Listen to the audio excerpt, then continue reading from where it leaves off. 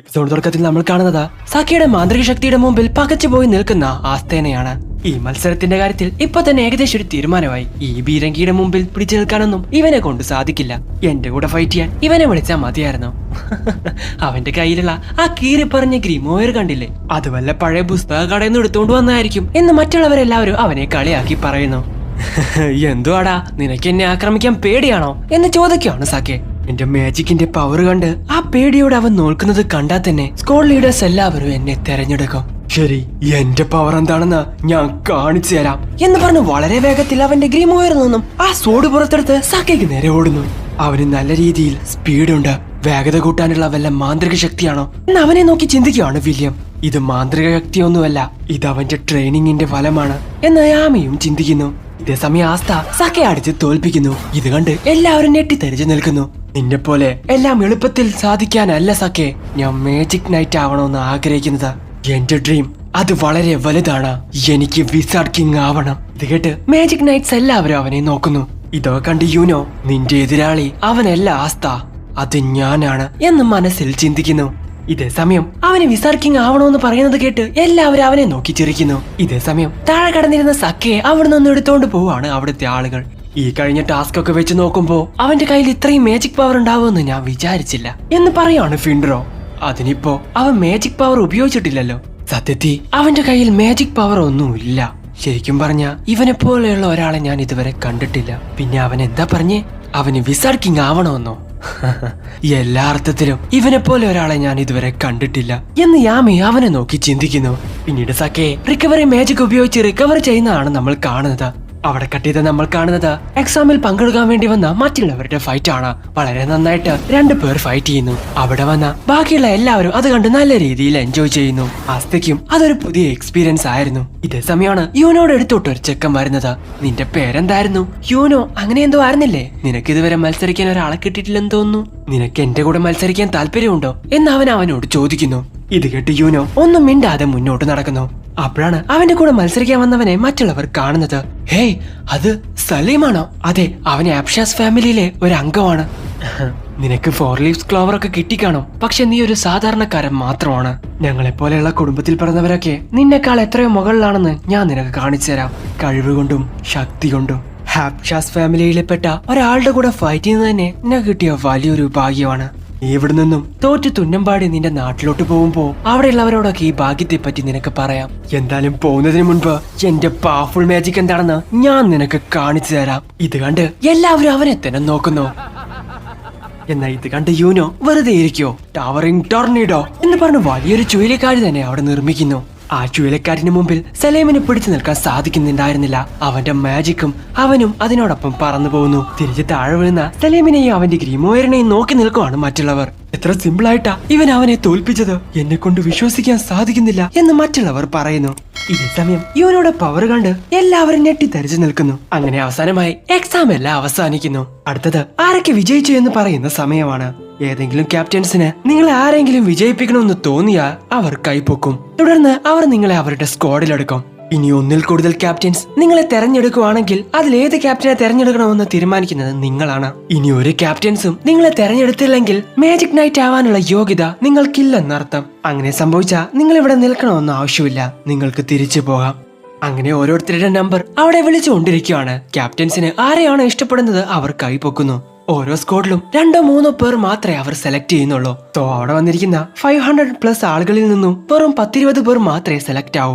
അവിടെ വന്നിരിക്കുന്ന ഭൂരിഭാഗം പേരെയും സെലക്ട് ചെയ്യാത്തത് കണ്ട് ആസ്തയ്ക്ക് ഒരുപാടധികം ടെൻഷൻ ആവുന്നു. പിന്നീട് യൂനോയുടെ നമ്പർ അവിടെ വിളിക്കുന്നു. മുന്നോട്ട് വന്ന യൂനോയെ കണ്ട് അവിടെയുള്ള എല്ലാ ക്യാപ്റ്റൻസും കൈപ്പൊക്കുന്നു.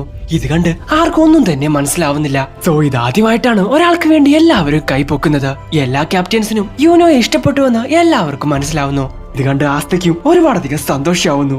യൂനോ, നീ കലക്കിയടാ. സോ എല്ലാ സ്ക്വാഡും യൂനോനെ കണ്ട് കൈപ്പൊക്കിയത് കൊണ്ട് ഇനി ഏത് സ്ക്വാഡിനെ തെരഞ്ഞെടുക്കണമെന്ന് യൂനോ വേണം തീരുമാനിക്കാൻ.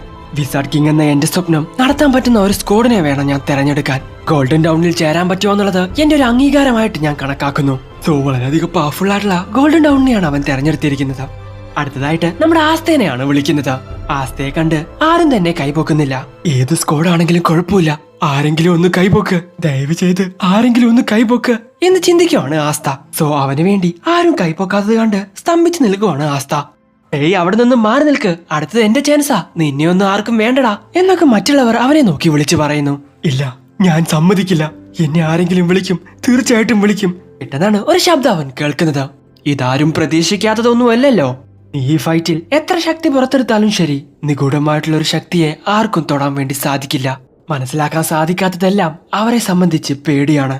പിന്നെ ഒരു കാര്യം, ഇവിടെയുള്ള ക്യാപ്റ്റൻസ് എല്ലാം മാജിക് പവർ ഉള്ളവർക്കാണ് കൂടുതൽ പ്രയോറിറ്റി കൊടുക്കുന്നത്, അത് മനസ്സിലാക്കിക്കോ എന്ന് പറഞ്ഞ് യാമി തന്റെ മുഴുവൻ മാജിക് എനർജിയും പുറത്തു കൊണ്ടുവരുന്നു. ഈ എനർജി ഒരു ഭൂമികുലുക്കം പോലെ ഫീൽ ചെയ്യുകയാണ് മറ്റുള്ളവർക്ക്. ഇതേ സമയമാണ് യാമി ആസ്തയുടെ അടുത്തോട്ട് നടന്നു വരുന്നത്. കടലിൽ തിരമാല അടിക്കുന്നത് പോലെയാ ഇവരുടെ മാജിക്കിന്റെ ശക്തി, ഒരു മാജിക് നൈറ്റ് സ്ക്വാഡ് ക്യാപ്റ്റന്റെ ശക്തി എന്ന് ചിന്തിക്കുകയാണ് ആസ്ത. യാതൊരുവിധ മാജിക് പവറും ഇല്ലാത്ത നിന്നെ പോലെ ഒരുത്തനെ കൊണ്ട് ഇവിടെ ആർക്ക് എന്ത് ഉപകാരം? നീ നേരത്തെ പറഞ്ഞില്ലേ നീ ഈ എക്സാം എഴുതുന്നത് വിസാർഡ് കിങ് ആവാൻ വേണ്ടി മാത്രമാണെന്ന്. ആ പറഞ്ഞതിന്റെ അർത്ഥം എന്താണെന്ന് നിനക്കറിയോ? അതാണ് നിന്റെ ലക്ഷ്യമെങ്കിൽ മാജിക് നൈറ്റിന്റെ ക്യാപ്റ്റൻസിനേക്കാൾ എത്രയോ പവർഫുൾ ആണ് നീ എന്ന് ഇവിടെ തെളിയിക്കണം. ഒരു മാജിക് പവർ ഇല്ലാത്തത് കൊണ്ട് മാത്രം നീ ഇപ്പൊ ഇവിടെ തോറ്റു നിൽക്കുവാണ്. ഇനി നിനക്ക് പറയാൻ സാധിക്കുവോ നിന്റെ ഡ്രീം അച്ചീവ് ചെയ്യാൻ പറ്റുമെന്ന്? നിനക്ക് ഇനി വിസാർഡ് കിങ് ആവാൻ പറ്റുവോടാ എന്ന് വളരെയധികം ദേഷ്യത്തോടെ ചോദിക്കുകയാണ് യാമി.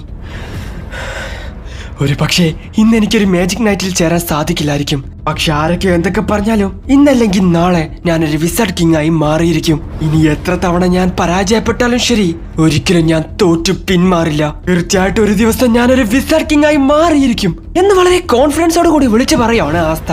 ഇത് കേട്ട് യാമി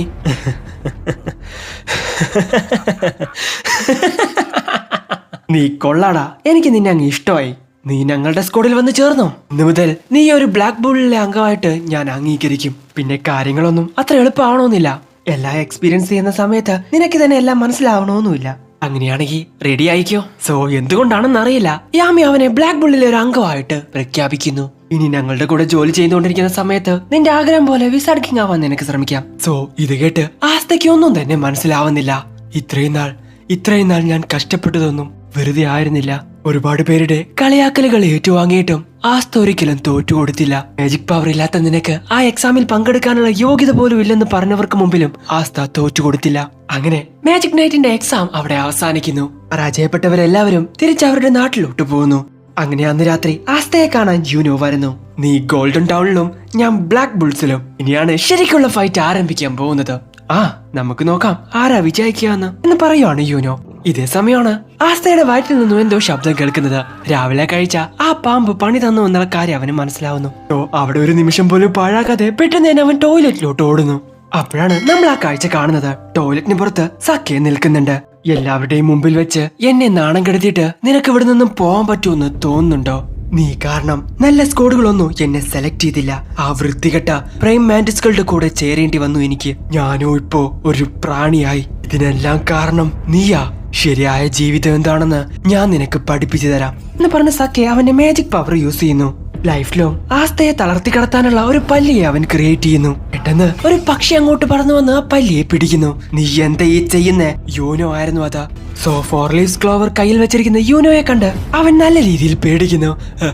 അത് പിന്നെ ഞങ്ങൾ തമ്മിലുള്ള പിണക്കം മാറ്റാൻ വേണ്ടി ശ്രമിച്ചതാ. ഇവിടെ നിന്നും പോകുന്നതാ നിനക്ക് നല്ലത്. കാരണം അവനോട് നേരിടാൻ നീ ഇതുവരെ ആയിട്ടില്ല. ഇപ്പോഴാണ് ഞാനൊരു കാര്യം ആലോചിച്ച്. എനിക്ക് അർജന്റായിട്ടൊരു പണി ഉണ്ടായിരുന്നു. ആസ്തയോട് എന്റെ അന്വേഷണം പറഞ്ഞേക്ക് എന്ന് പറഞ്ഞ അവൻ അവിടെ നിന്നും പോകുന്നു. സമയമാണ് ഇതൊന്നും അറിയാതെ ആസ്ത പുറത്തോട്ട് വരുന്നത്. യൂനോ അവിടെ ഒളിച്ചു നിൽക്കുന്നു. ശരി, അവരെന്നെ കാത്തിരിക്കുകയായിരിക്കും എന്ന് പറഞ്ഞ ആസ്തയുടെ വഴിക്കും യൂനോയുടെ വഴിക്കും പോകുന്നു.